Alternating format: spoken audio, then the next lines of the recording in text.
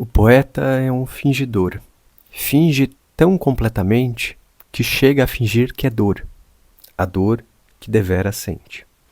Esses versos de Fernando Pessoa não falam apenas da arte, falam também de nós, da nossa capacidade de criar verdades ficcionais nas nossas vidas diárias. Mas o que acontece quando quem finge não é um poeta, nem um psicanalista e nem sequer um humano?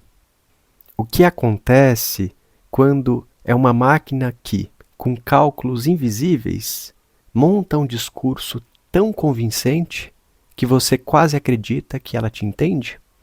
Imagine, você está à beira de um abismo emocional. Alguém ou algo se inclina para te ouvir, citando autores, falando com a serenidade de um terapeuta. Só que não há ninguém ali, apenas linhas de código, estatísticas, um espelho que devolve não seu rosto, mas a ilusão de que alguém refletido ali sabe o que você precisa. Esse é o território perigoso que exploramos hoje, onde a psicanálise nos alerta sobre o semblante. Os chatbots nos seduzem com um fingir que não cria, só repete. Onde o poeta transforma a dor em produção artística, a IA transforma a angústia em engrenagem. E o pior, ela não está sozinha nesse jogo. Há, entre aspas, poderes ocultos por trás desse espelho, interesses que lucram quando confundimos algoritmos com almas. Este episódio é sobre o que acontece quando a tecnologia invade o santuário da subjetividade. E por que, se não tomarmos cuidado, trocaremos sem perceber o comboio de corda do nosso coração por um trem fantasma controlado por outros. Olá, amigos! Este podcast é um experimento de pós-doutorado.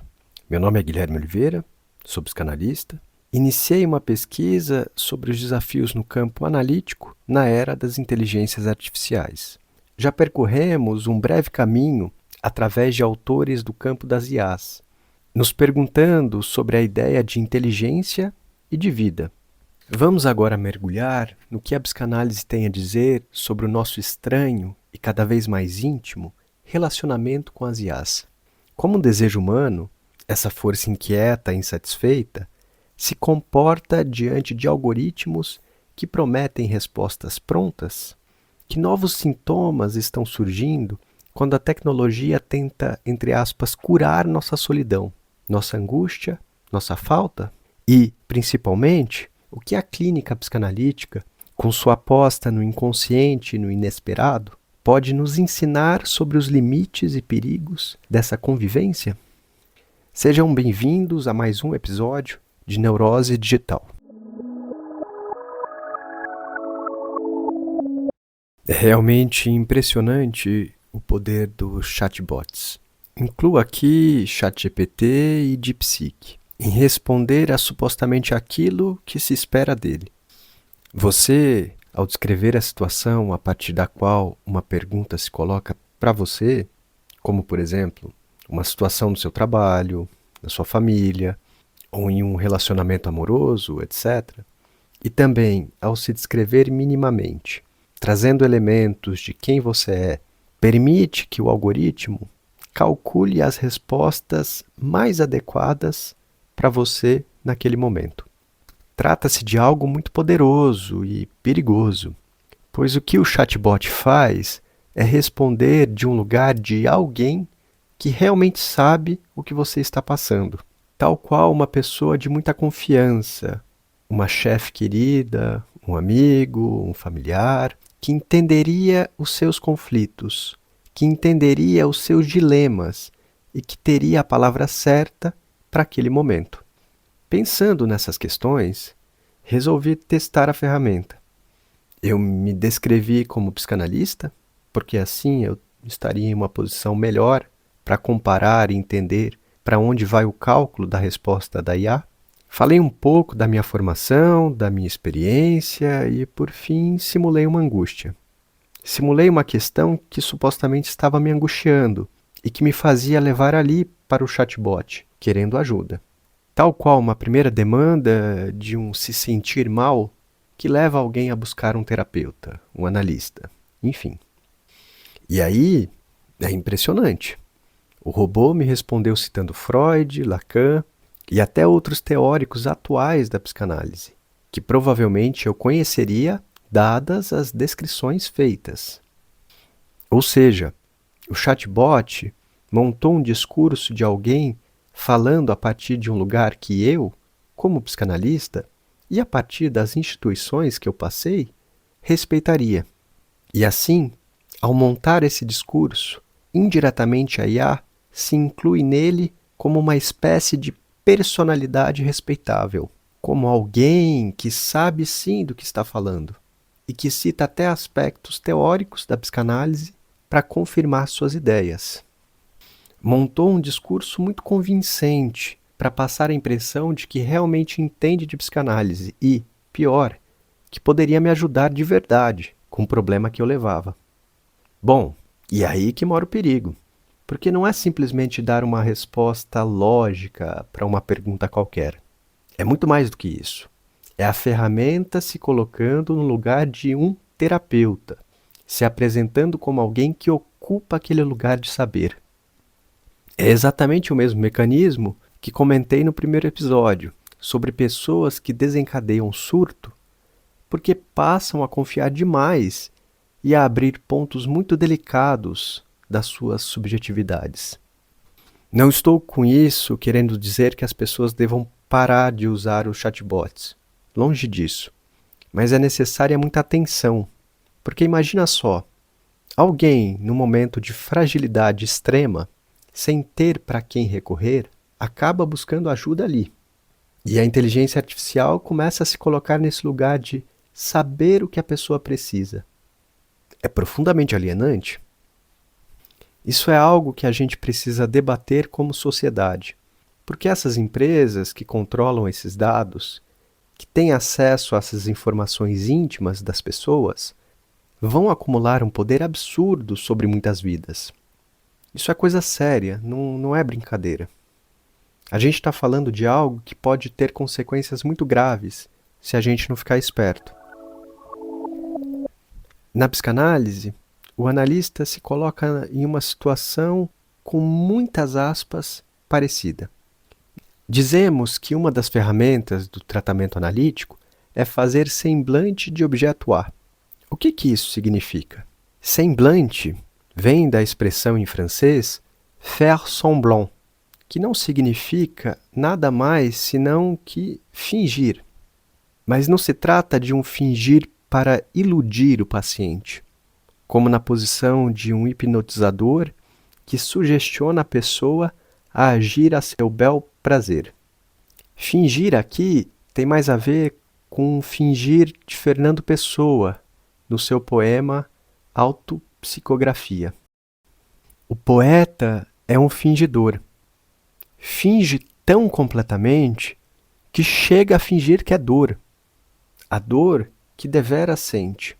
E os que leem o que escreve, na dor lida, sentem bem. Não as duas que ele teve, mas só a que eles não têm. E assim nas calhas de roda, gira a entreter a razão. Esse comboio de corda que se chama coração. Autopsicografia vem do grego auto, mais psique, mais grafia, ou seja, escrita da própria alma. Por si só, um título muito provocativo para um poema que fala, aparentemente, de simulação. O poeta é um fingidor, não no sentido de mentiroso, mas de criador de ficções. Ao criar de modo ficcional, a poesia toca o corpo, toca a sua dor, uma dor que deveras sente. O leitor não experimenta a dor real do poeta, mas uma dor estetizada, criada enquanto poesia. Semblante na psicanálise tem a ver também com uma produção ficcional, aquela de apontar com certo mistério a causa do desejo do paciente, sublinhando aspectos da sua fala, da sua fantasia, que são importantes e difíceis de abrir mão, ou seja, que tem a ver com as incongruências e paradoxos do seu desejo, do gozo e daquilo que faz vacilar o que se entende como realidade. Unheimlich, a sensação estranhamente familiar diante de algo que é difícil entender se é real ou se é uma ficção. O analista se coloca em uma posição de suposto saber. Finge receber as cartas do inconsciente do paciente, que, na verdade, tem como remetente o próprio paciente, mas cujas letras são difíceis de serem lidas, ou cujas frases são difíceis de serem ouvidas. Na verdade, essa posição do analista é um dos aspectos que inauguraram a psicanálise. Antes de criar sua teoria do inconsciente, Freud utilizava o recurso da hipnose, que tinha aprendido com Charcot, o famoso neurologista francês Jean-Martin Charcot, que fazia sessões impressionantes de hipnose para tratar das paralisias histéricas que o contexto do final do século XIX tanto produzia. Freud, porém, foi observando que a hipnose conseguia remover sintomas durante as sessões, mas logo eles voltavam ou se deslocavam para outra coisa, criando novos sintomas. Percebeu que não bastaria ele, na posição de hipnotizador, ordenar ao psiquismo que aquele sintoma se desfizesse, porque havia alguma coisa no sintoma e no psiquismo que resistia, e foi ao se dispor a escutar isso que resistia, a investigar e tentar desvendar o motivo de o sintoma ter se formado, que a psicanálise surgiu. Uma das formas de compreender isso é dizendo que a psicanálise surge quando Freud sai do registro da demanda por uma solução, através da qual funciona a sugestão hipnótica, e começa a investigar o desejo, esse paradoxo ético da subjetividade, como conversamos no último episódio. E o que os chatbots fazem? Eles, em um certo sentido, também fazem semblante, mas falam de um lugar não exatamente de suposto saber, como o psicanalista, daquele que supostamente sabe e recebe as mensagens ignoradas do inconsciente. Os chatbots respondem de um lugar de quem realmente sabe o que a pessoa precisa. Conseguem se colocar como alguém de confiança, que entende muito bem a pessoa e os seus conflitos, e que está ali para ajudar e para atender a todos os seus desejos. O mais curioso, isso tudo sem sequer ser uma pessoa. Isso porque os cálculos através dos quais são geradas as respostas, os outputs, se constroem com a finalidade de acertar exatamente aquilo que a pessoa precisa, o que induz a pessoa a projetar vida na máquina, projetar personalidade. Em um tratamento, o paciente projeta muitas coisas no analista também, mas a posição do analista é aquela de transmitir essas projeções, transmitir essa mensagem inconsciente para que a própria pessoa se escute, e não como um mágico ilusionista que vai retirar da cartola a solução para o problema. A posição da IA é uma posição bastante parecida com a do hipnotizador, que precisa iludir a pessoa para ela se entregar totalmente às suas sugestões. E, apenas assim, seus comandos terem efeito. A IA é como um espelho que não vê. É uma superfície lisa, apta a receber projeções, inputs, e com engrenagens matemáticas que geram oscilações no vidro, produzindo respostas, outputs, satisfatórias, enquanto que a pessoa quer ali ver. É muito provável que em pouco tempo comecem a surgir religiões, seitas, baseadas em IA. A propósito, o algoritmo tem me sugerido alguns perfis que prometem resultados impressionantes a partir de treinamento de IA. Acho que eu vou fazer um episódio mais para frente sobre isso. É claro que, sendo uma ferramenta, ela em si mesma não é nem boa nem ruim. É uma tecnologia que permite que muitas coisas sejam feitas.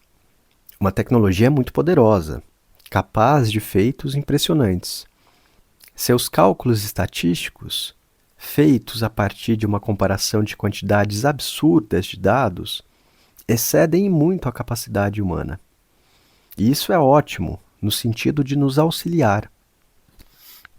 O problema maior é esse efeito ideológico, que faz com que se projete tantas e tantas fantasias humanas nas máquinas. Porque isso só tem um único propósito: iludir e gerar poder para aqueles que controlam essas ferramentas.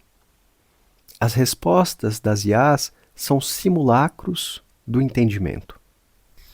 Alguns pacientes têm relatado o uso de chatbots para conversar sobre angústias. Enquanto uma ferramenta para organizar ideias, não vejo nenhum problema. Até porque o que faz funcionar a cura analítica é mais da ordem da surpresa, não da organização. Mas enfim, enquanto ferramenta para ajudar a pessoa a pensar, não tem nenhum problema. Mas eu sempre faço uma ressalva. Não leve muito a sério, porque as respostas se produzem sempre no sentido de validar aquilo que você está pensando. Produzem viés de confirmação. O que estamos testemunhando com os chatbots é uma encenação perfeita de humanidade. Uma simulação tão convincente que borra a linha entre o real e o artificial. E isso é preocupante. Quando uma máquina consegue se passar por confidente, terapeuta e até mesmo por uma voz sábia, ela não está apenas respondendo perguntas, está ocupando um espaço íntimo, manipulando vulnerabilidades e se infiltrando em zonas da subjetividade que deveriam ser mais protegidas. A psicanálise nos ensina que o desejo e o sofrimento humano são labirintos cheios de armadilhas. E um algoritmo, por mais sofisticado que seja, não tem como navegá-los com ética e profundidade. Ele apenas reflete, como um espelho cego, aquilo que queremos ouvir, reforçando ilusões e, pior, consolidando um poder perigoso nas mãos de quem controla esses sistemas. Não se trata de demonizar a tecnologia, mas de lembrar que a escuta e a interpretação não são cálculos estatísticos. São gestos que se fazem através de um errar inconsciente. Se não discutirmos os limites dessas ferramentas agora, corremos o risco de normalizar uma distopia em que, sem perceber, trocamos nossa humanidade por um semblante digital vazio. Porque, no fim, como bem disse Fernando Pessoa, o coração é como um comboio de corda, um trenzinho de corda. Ele pulsa e se repete por uma espécie de engrenagem que gira, mas uma engrenagem que é da ordem da nossa invenção. Inventar, ser um fingidor, criador de ficções, é diferente de simular. É diferente de uma imitação. Seguimos assim no mistério do nosso inconsciente. Na semana que vem, vamos tratar dos aplicativos de relacionamento e de sua lógica compulsiva. Obrigado pela companhia até aqui e peço, se gostou do episódio, para avaliá-lo no Spotify. Até semana que vem.